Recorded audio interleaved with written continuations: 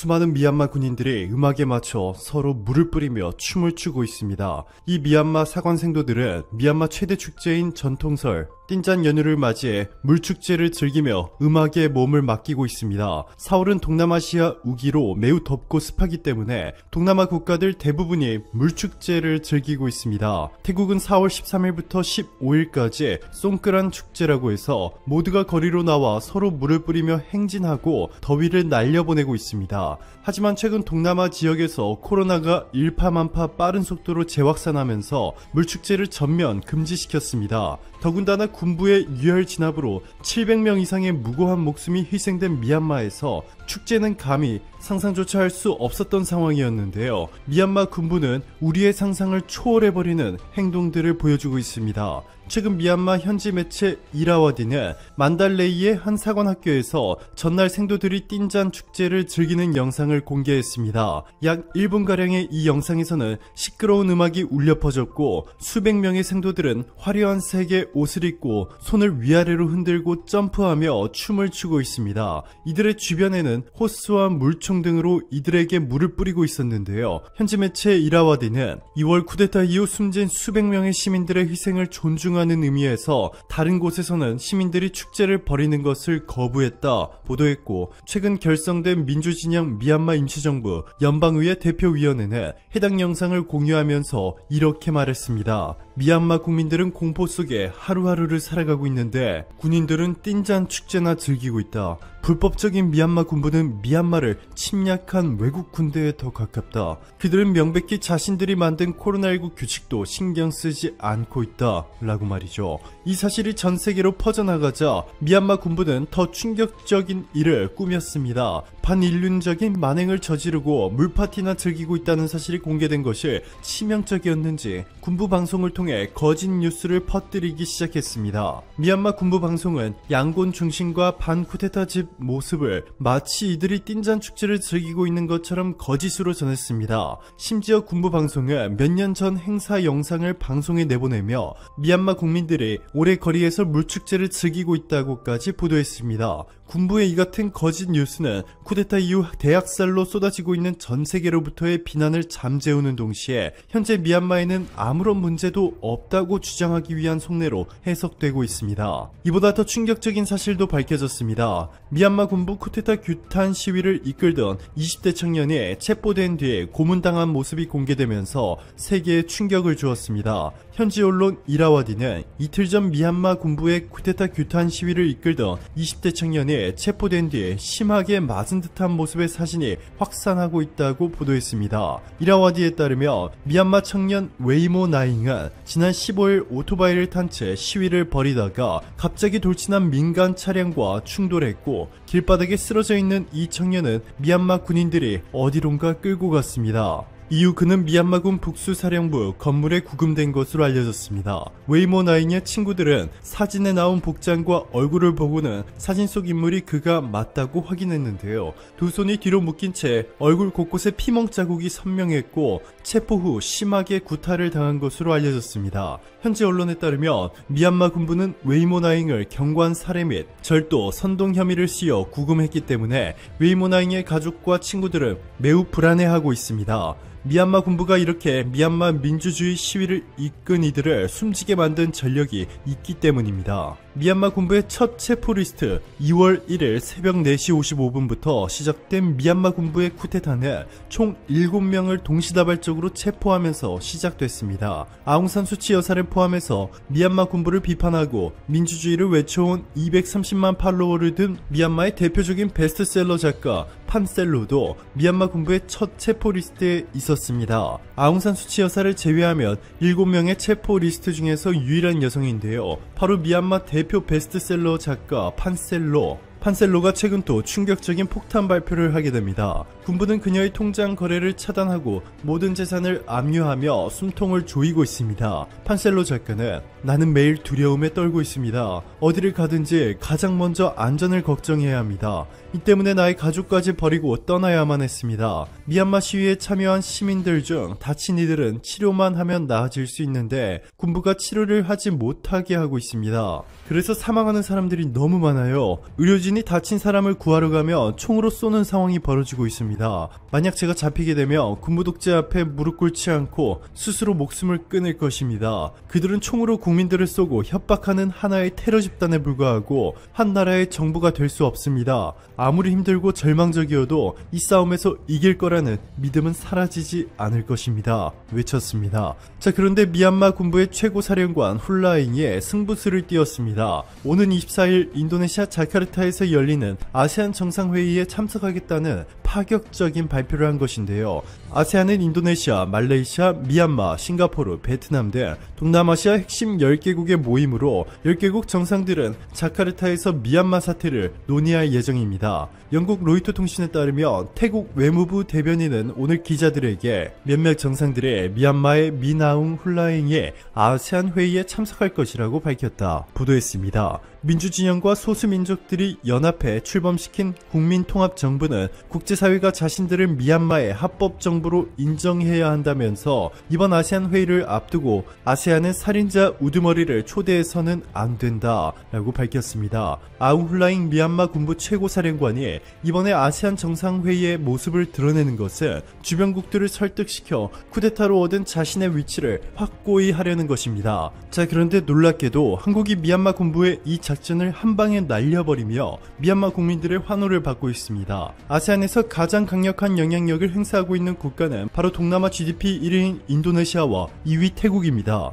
태국은 특히 미얀마와 마찬가지로 쿠데타로 정권을 잡은 프라윕 짜노차가 총리로 있기 때문에 미얀마 군부가 설득하여 자신들의 편으로 만들기 수월하다고 생각하고 있었죠. 하지만 최근 한국의 정의용 외교장관이 태국 부총리와 대화를 가졌고 미얀마의 호의적인 태도를 보였던 태국의 마음을 돌리는 데 성공했습니다. 인도네시아도 마찬가지입니다. 최근 한국이 공개한 차세대 전투기 KF-21이 전 세계적으로 폭발적인 반응을 이끌어내면서 인도네시아는 한국과 협력을 강화하기 위해 안달이 난 상황이죠. 한국이 공개적으로 미얀마 군부의 강력한 제재와 함께 경고를 보낸 이상 인도네시아도 한국과 같은 입장을 취할 수밖에 없습니다.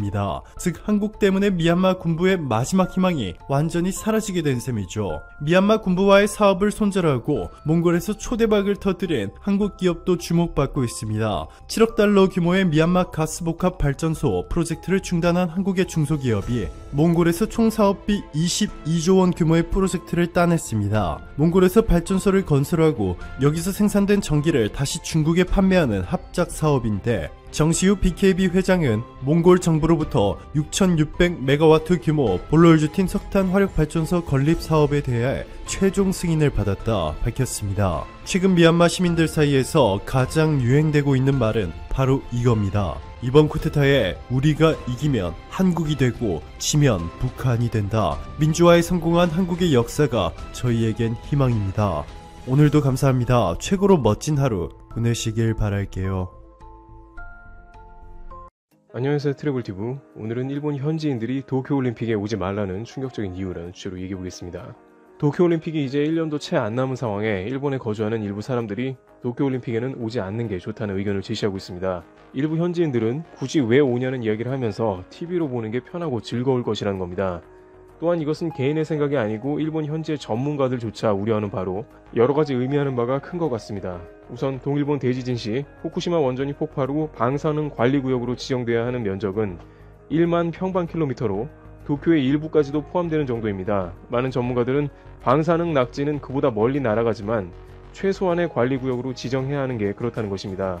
그러나 일본 정부가 도쿄는 절대 포함시키지 않았을 뿐만 아니라 최근에는 후쿠시마 인근의 거주 불가능 지역마저 빠른 속도로 해제하고 있는 상황입니다. 결국 스스로가 도쿄 일부는 오염지역으로 위험하다는 인식을 하고 있어야 한다는 것입니다.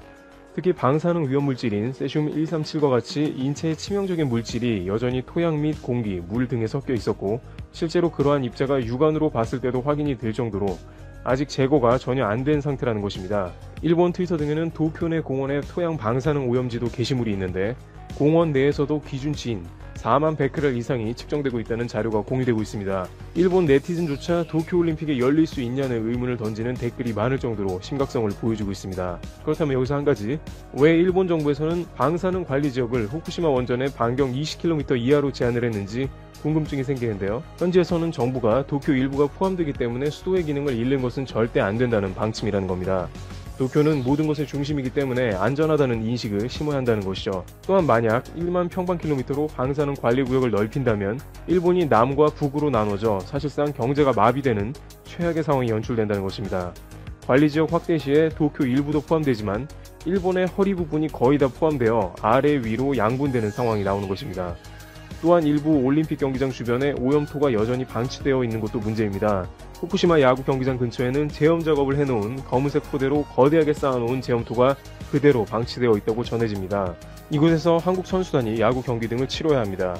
또한 올림픽 선수촌에 들어가는 건축 자재들이 후쿠시마에서 공수된 건축 자재를 쓴다는 것인데 도쿄올림픽위원회는 후쿠시마를 재건하고 새롭게 일어난다는 부흥의 의미로 이러한 캠페인을 하고 있습니다. 농수산물을 선수단에게 제공하고 전 국민적으로 먹어서 응원하자는 것과 같은 맥락인 것입니다. 따라서 올림픽에 직관을 가는 사람들은 당연히 후쿠시마 식음료에 그대로 노출이 되는 것이라고 봐야 할 것입니다.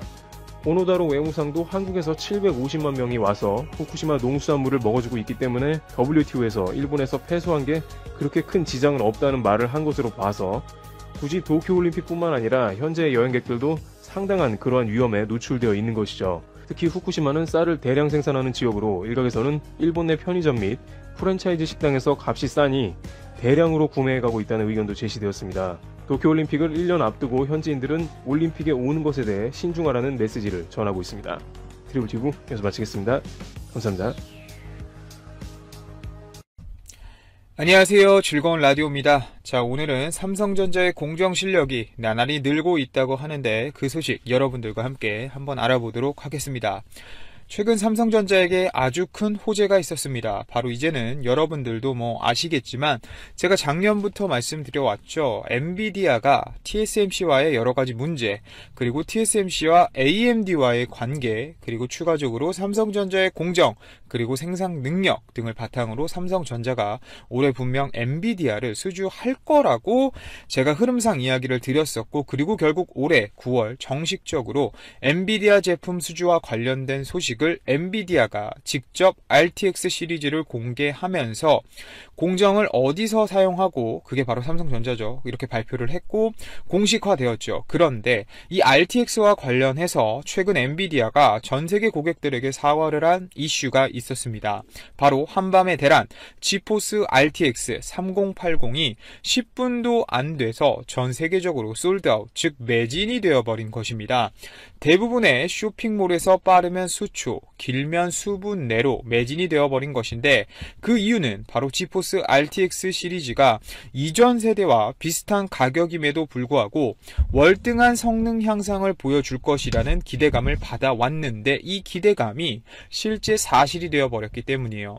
매진된 3080 시리즈의 실제 게임 성능은 FHD 기준으로 저번 시리즈와 큰 차이가 없지만, 최근 게이머들에게 많은 관심을 받고 있는 WQHD, 더 나아가 코로나로 인해 영상과 게임을 더 즐기기 때문에 4K UHD로 많이 넘어가고 있는데, 이렇게 고해상도로 올라가면 올라갈수록 전작 시리즈인 GTX 2000대 시리즈와 확연하게 성능 향상폭이 크게 벌어지기 때문입니다. 그리고 특히 이 제품들은 삼성전자의 8나노 공정을 활용해 만든 것인데, 아시겠지만 최근엔 5나노 공정으로 AP를 생산 중인 상황인데, EUV 공정이 들어가기 직전 공정인 8나노 공정을 활용해서 만든 그래픽 카드임에도 불구하고 이전 제품 대비 성능을 약 20%에서 40% 가까이 끌어올렸고, 더욱이나 엔비디아는 새로운 시리즈의 그래픽 카드를 만들어 내놓을 때마다 가격을 굉장히 높여서 판매하는 유명한 기업이라는 이미지가 강했지만, 최신 공정 수준의 공정을 활용해 칩을 생산했음에도 불구하고 이전 세대와 비교해 봤을 때 가격 차이가 많이 나지 않는 가격대의 신제품 그래픽 카드를 내놓았다는 것은, 이걸 우리가 역으로 한번 생각해 보면 삼성전자의 8나노 공정 수율이 엄청나게 높다라는 것도 분명 우리는 생각하고 넘어가야 한다는 거예요. 왜 TSMC가 EUV 공정을 활용하지 않고 가격적으로 좀 더 메리트가 있는, 죄송합니다. TSMC가 아니죠. 엔비디아가 이 8나노 를 활용해 좀 더 메리트가 있는 공정에 대해 생각해 보면 삼성전자가 굉장히 잘하고 있고 제품의 성능을 이 정도로 끌어올릴 수 있는 수율을 갖고 있다는 이야기입니다. 삼성전자가. 결론은 엔비디아의 기본적인 이 GPU 설계 능력도 있겠지만 설계를 현실화시켜주는 이런 공정 능력을 갖고 있어야만 하는 삼성전자의 공정 실력이 굉장히 높아졌고 이번 제품이 너무 잘 만들어졌다는 것을 여러분들께 제가 전해드리고 싶었습니다. 자, 그리고 다음은 좀 열받는데 일본과 관련된 이야기인데요. 우리나라 추석 명절 연휴에도 불구하고 일본이 또 실언을 합니다. 정말 어이가 없네요. 바로 최근 아베 총리 뒤를 이은 스가와 관련된 이야기인데요. 일본 스가 측에서 이 한국과 일본, 즉 한일 정상회담을 하려면 징용가의 기업인 일본 기업의 자산을 매각하지 않겠다는 조건 확약을 해야 가능하다는 일본 외무성 간부의 발언이 나와버린 것입니다.